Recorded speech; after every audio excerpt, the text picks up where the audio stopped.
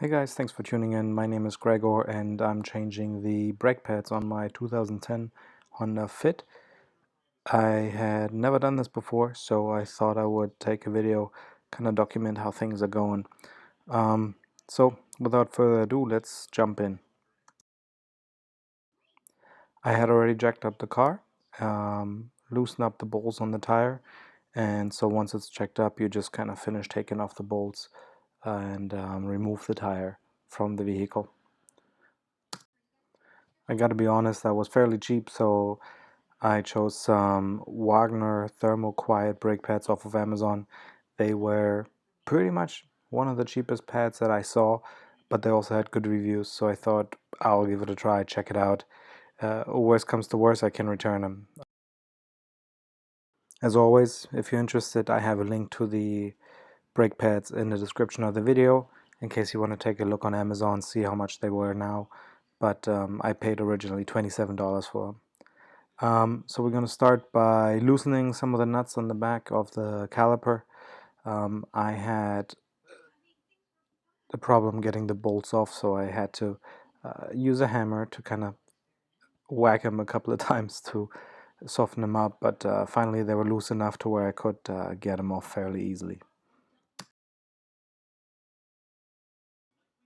Because the nuts and the bolts were both spinning on each side, I used a set of pliers to hold one side steady while putting the wrench on the other side, hitting it with a hammer a few times, and then it came loose.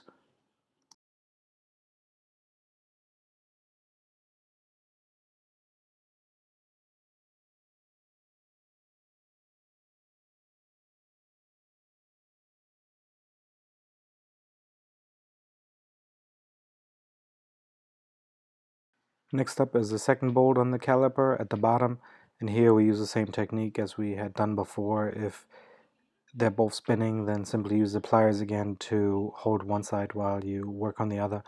In my particular case, I didn't have a problem here getting them both loose.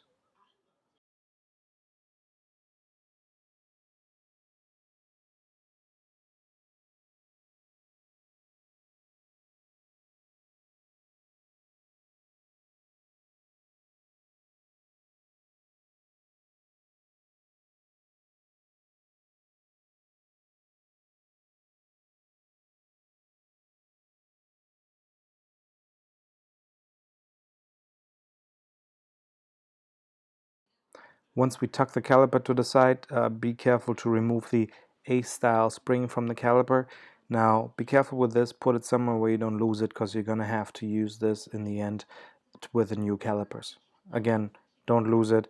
I had a problem finding it on the other side, so keep it in a safe space. Okay, so now you can pull the old brake pads out, put them aside, and get ready to put the new ones in.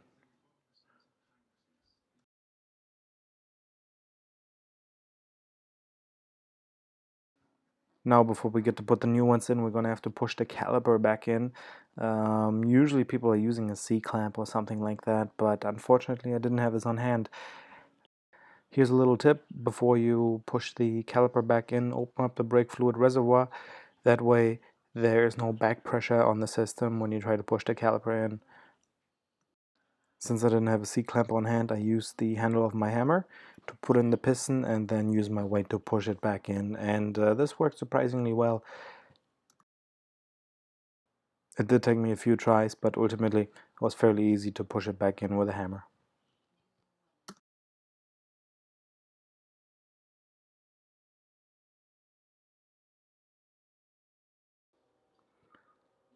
Once the piston is back in, I will spray everything down with some brake cleaner just to make sure everything's nice and clean. I also sprayed the new brake pads down just to make sure that everything is ready for its application.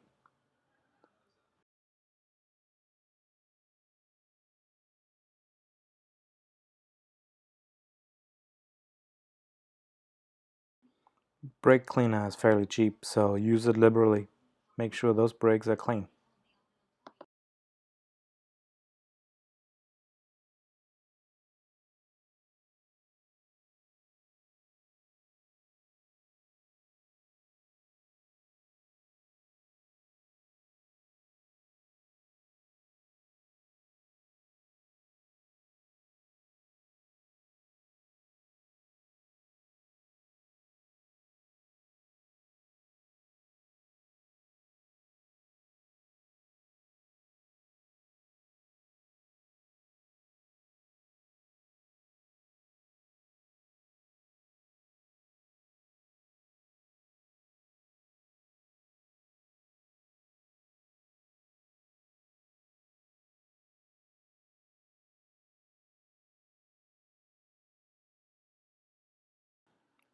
Again, since I hadn't done this before, I checked out the parts a little bit more in detail to see what I'm dealing with.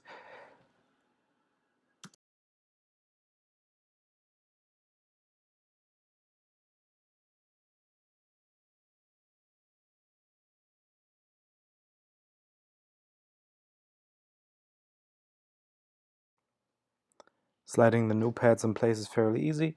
The one in the back and front, they just slide right in place, and then we're going to place the caliper over it.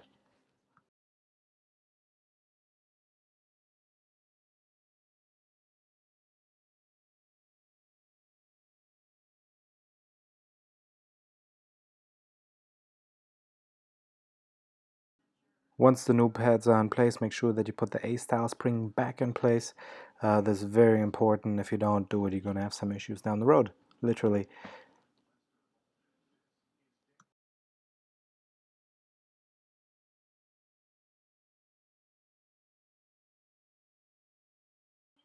Once the new pads are in place, we're going to check the piston for the fit. Here I realized that I needed to push the piston in just a little bit more because the new pads are a little bit wider since they haven't been worn in.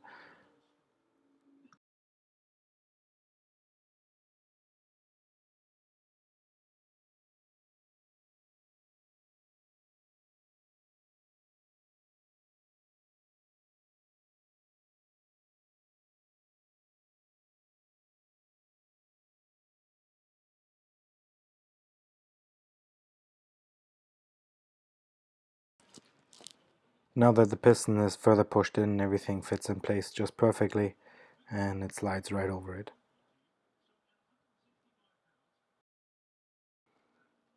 Now that everything is in place, we can put the bolts back on, and this basically just reverse as to how we did it when we took them off. Just make sure you put some anti-seize on your bolts so that you don't have any issues down the road when you want to get them back off again.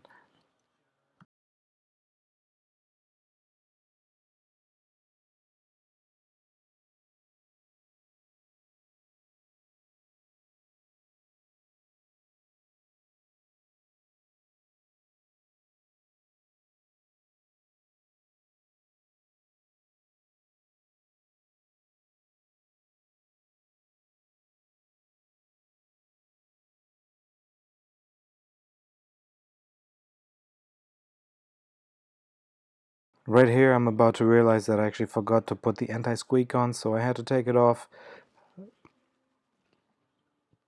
put it on both sides, just a little tab on each side is enough.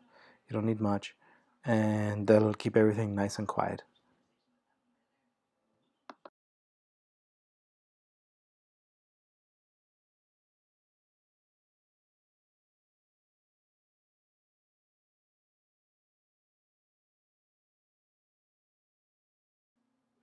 With the anti-squeak applied to each side of the brake pads, we can put the caliper back on and put all the bolts back in place.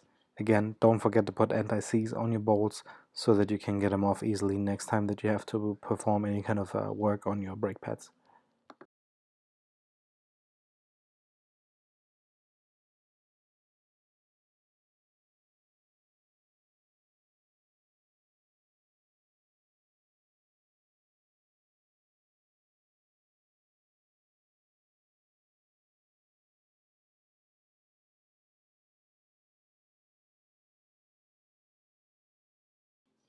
Make sure you put your bolts on back tightly.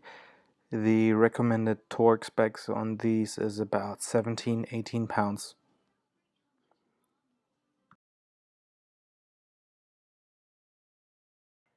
Now that everything's done, we can put the wheel back on.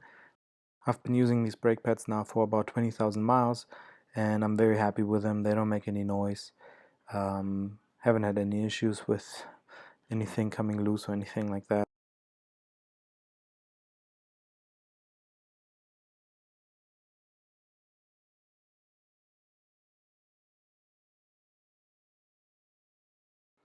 Make sure that when you put your wheel back on, you put the nuts in a crisscross pattern, basically in a diagonal sequence from one another. And when you torque them down, put them to 80 pounds.